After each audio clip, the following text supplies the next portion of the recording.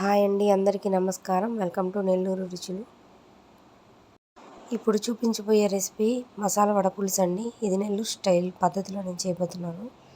ముందుగా మనం మసాలా వడకి కావాల్సిన పదార్థాలు: టమాటా, ఆనియన్, కరివేపాకు, కొంచెం చింతపండు నానబెట్టుకోవాలండి. ఇప్పుడు స్టవ్ మీద బాండి పెట్టి ఆయిల్ పోసి అది హీట్ అయ్యాక కొంచెం ఆవాలు, జీలకర్ర, మెంతులు చిటపటలాడేటట్టు చూడాలండి. ఇందులోనే కట్ చేసి పెట్టుకున్న ఆనియన్ అయితే వేయాలి. వేసి బాగా వేయించుకోవాలి. ఇప్పుడు కొంచెం కరివేపాకు అయితే వేయాలండి. కట్ చేసి పెట్టుకున్న టమాటా ముక్కలు ఇందులో వేయాలి. ఇప్పుడే రుచికి సరిపడా సాల్టు, కొంచెం పసుపు వేస్తున్నానండి. ఇలా వేయడం వల్ల టమాటాలు మగ్గుతాయండి. ఇప్పుడంతా ఒకసారి కలిపి మూత పెట్టుకుందాం. 5 మినిట్స్ సిమ్లో పెట్టుకుందామండి.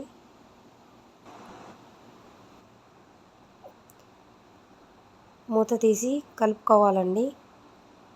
ఇలా మెత్తగా అయ్యేంత వరకు టమాటా ఆనియన్ అనేది ఫ్రై చేసుకోవాలండి.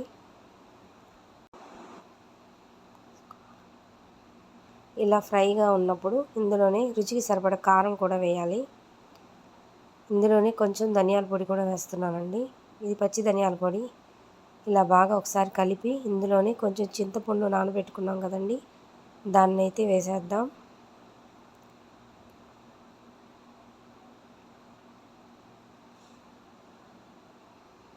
ఇందులోనే ఒక గ్లాస్ వాటర్ కూడా వేస్తున్నానండి.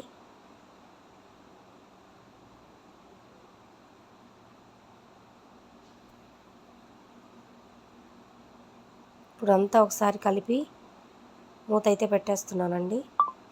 ఇలా మూత తీసి చూడగానే మరుగుతుంది కదండి, ఇందులోనే వడలు అనేది వేయాలి. ఇలా అంతా ఒకసారి కలిపి ఒక 10 మినిట్స్ మూత పెట్టి ఉడికించుకుందామండి. కొంచెం రుచికి సరిపడా సాల్ట్ అయితే వేయాలి. ఇందులోనే ఒక చిటికెడు చక్కెర కూడా వేస్తున్నానండి. చక్కెర వేయడం వల్ల కొంచెం పులుపు, కారం అనేది అడ్జస్ట్ అవుతుంది. కొంచెం మెంతి పొడి కూడా వేయాలండి. 1/2 స్పూన్ శనగపిండిలో కొంచెం వాటర్ కలిపి అయితే నేను వేశానండి. ఇలా వేయడం వల్ల పులుసు చిక్కగా బాగుంటుందండి. ఇప్పుడు మూత అయితే పెట్టేద్దాం. ఒక 10 మినిట్స్ మీడియం ఫ్లేమ్లో అయితే ఉడికించుకుందాం. ఇలా ఉడకడం వల్ల పులుసు అనేది వడలకి బాగా పడుతుందండి. చాలా టేస్టీగా అవుతుంది. ఫైనల్గా మూత తీసి చూద్దామండి. వడల పులుసు అయితే బాగా రెడీ అయింది. మెంతి పొడి వేయడం వల్ల పులుసుకి స్మెల్ అనేది బాగుంటుందండి. ఈ మెంతి పొడి ఎలా చేయాలో నేను మీకు నెక్స్ట్ వీడియోలో చూపిస్తాను. ఫైనల్గా ఒక 5 మినిట్స్ మూత పెట్టి పులుసుని అయితే ఉడికించండి.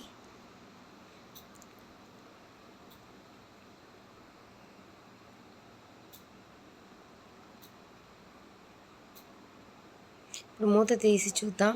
పులుసు అయితే రెడీ అయిపోయిందండి. ఇందులో కొంచెం కొత్తిమీర వేసుకుంటే పులుసు అయితే రెడీ. మీకు నా వీడియో నచ్చినట్లయితే లైక్ చేయండి, షేర్ చేయండి, సబ్స్క్రైబ్ చేయండి. మీకు ఇంకా ఏదన్నా రెసిపీస్ కావాలంటే కామెంట్ అయితే చేయండి.